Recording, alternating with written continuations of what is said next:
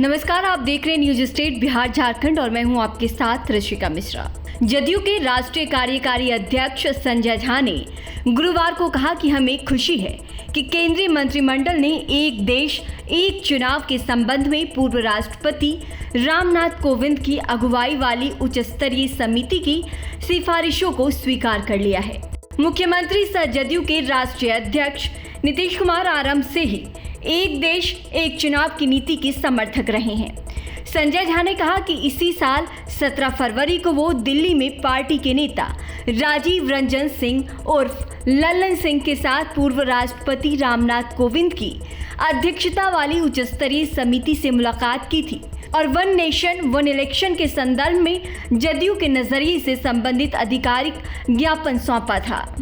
आपको बता दें कि देश में एक देश एक चुनाव को मोदी कैबिनेट से भी मंजूरी मिल गई। वन नेशन वन इलेक्शन के लिए कमेटी बनाई गई थी जिसके चेयरमैन पूर्व राष्ट्रपति रामनाथ कोविंद थे। कोविंद ने अपनी रिपोर्ट इस पर मोदी कैबिनेट को दी, जिसके बाद उसे सर्वसम्मति से मंजूर कर लिया गया। हालांकि इसके बाद आगे का सफर आसान नहीं होने वाला होगा। इसके लिए संविधान संशोधन और राज्यों की मंजूरी भी जरूरी है, जिसके बाद से ही इसे लागू किया जा सकता है।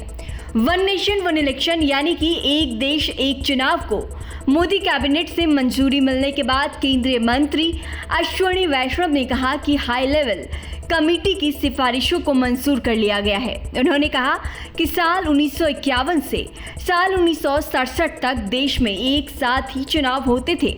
हम अगले महीनों में इस पर आम सहमति बनाने की कोशिश करेंगे। केंद्रीय मंत्री अश्विनी वैष्णव ने आगे कहा कि एक देश एक चुनाव पर समिति ने 191 दिन तक काम किया और 21,558 लोगों से राय ली। 80% लोगों ने इस प्रस्ताव का समर्थन किया, जिसमें 47 में से 32 राजनीतिक दल भी शामिल हैं। समिति ने पूर्व मुख्य न्यायाधीशों, हाईकोर्ट के मुख्य न्यायाधीशों, चुनाव आयुक्तों और राज्य चुनाव आयुक्तों से भी बात की। वैष्णव ने आगे बताया कि एक देश एक चुनाव 2 चरणों में लागू होगा। पहले चरण में लोकसभा और विधानसभा चुनाव एक साथ होंगे, तो वहीं दूसरे चरण में स्थानीय निकाय चुनाव होंगे।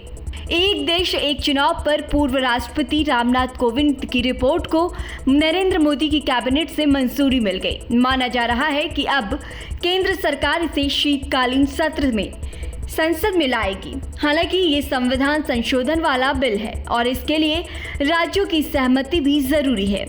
2024 के आम चुनाव में बीजेपी ने वन नेशन वन इलेक्शन का वादा किया था।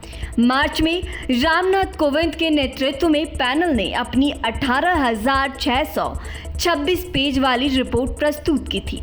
कैबिनेट की ओर से हाँ के संकेत एक दिन पहले ही मिल गए थे, जब गृह मंत्री अमित शाह ने कहा था कि एक राष्ट्र एक चुनाव मोदी सरकार 3.0 के कार्यकाल के दौरान अगले 5 सालों के भीतर लागू किया जाएगा। शाह ने कहा था कि सरकार इस कार्यकाल के भीतर एक राष्ट्र एक चुनाव लागू करने की योजना बना रही है।